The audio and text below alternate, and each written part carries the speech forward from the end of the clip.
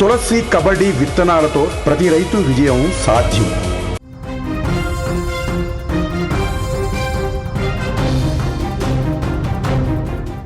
ముస్సోరిలో విహారయాత్రకు వెళ్లి అనుమానాస్పదంగా మృతి చెందినటువంటి రాధా గాయత్రి కేసులో సంచలన విషయాలు బయటకు వస్తున్నాయి. ఇప్పటికే పెళ్ళై 7 నెలల తర్వాత అక్కడ విహారయాత్రకని వెళ్ళి వివిధ ప్రాంతాలు చూసిన తర్వాత ముస్సోరిలోని ఒక హోమ్ స్టేలో బస చేస్తూ నైట్ పడుకొని మార్నింగ్ లేచే వరకే అక్కడ విగత జీవిగా పడి ఉంది రాధా గాయత్రి. అయితే ఆ తెల్లారి నుంచే ఈ కేసులో అనేక అనుమానాలు వ్యక్తమవుతున్నాయి.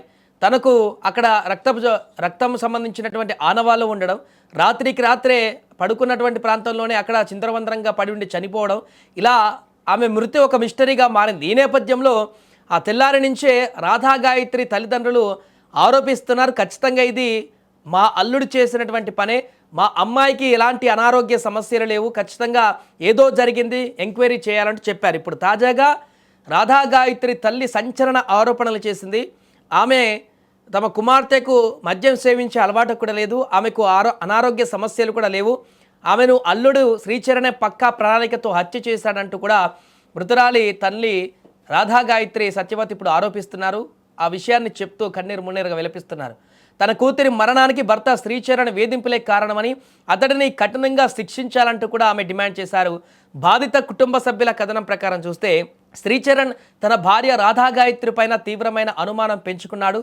ఆమె ఎక్కడికి వెళుతుంది, ఏం చేస్తుంది అనేది తెలుసుకోవడానికి ఏకంగా GPS ట్రాకర్లను కూడా ఉపయోగించి నిఘా పెట్టేవాడంటూ కూడా ఇప్పుడు చనిపోయినటువంటి రాధా గాయత్రి తల్లి ఆరోపిస్తున్నారు.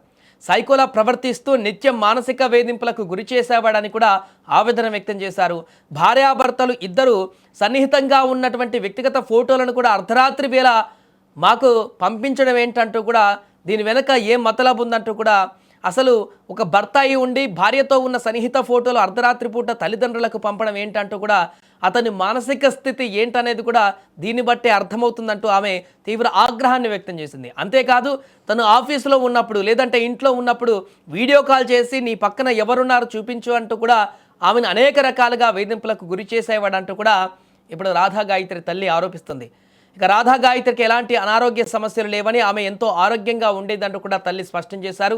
అల్లుడి వేధింపులు శృతిమించడంతోనే తమ కుమార్తె ఇప్పుడు ప్రాణాలు కోల్పోయిందని, ఇది ముమ్మాటికి హత్యేనంటూ కూడా ఆరోపించారు. అనుమానంతో ఒక ఆడపిల్ల జీవితాన్ని నరకప్రాయం చేసి చివరికి ప్రాణాపాయాలు అంటే ఆమె ప్రాణాలను బలికొనేటువంటి పరిస్థితికి సైకో శ్రీచరణ్ దిగజారడంటూ అతన్ని చట్టం ముందు నిలబెట్టి కఠినంగా శిక్షించాలంటూ కూడా రాధా గాయత్రి తల్లిదండ్రులు బంధువులు డిమాండ్ చేస్తున్నారు.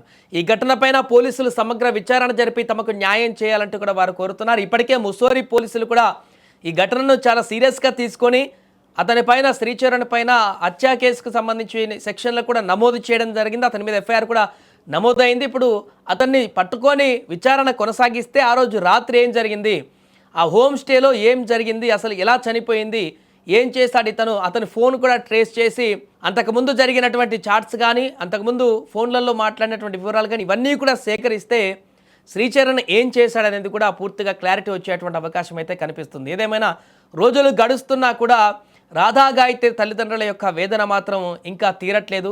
ఈ కేసుకు సంబంధించి రాధా గాయత్రి చనిపోయినటువంటి విధానానికి సంబంధించి వారి అల్లుడిని పోలీసులు విచారించి ప్రస్తుతానికైతే పరారీలో ఉన్నట్టుగా తెలుస్తుంది సమాచారం. అతన్ని పట్టుకొని విచారిస్తే అసలు విషయాలు బయటకు వచ్చేటువంటి అవకాశం ఉంది. కాబట్టి చట్టం ముందు అతన్ని నిలబెట్టి కఠినంగా శిక్షించాలంటూ కూడా ఆ తల్లిదండ్రులు డిమాండ్ చేస్తున్నారు.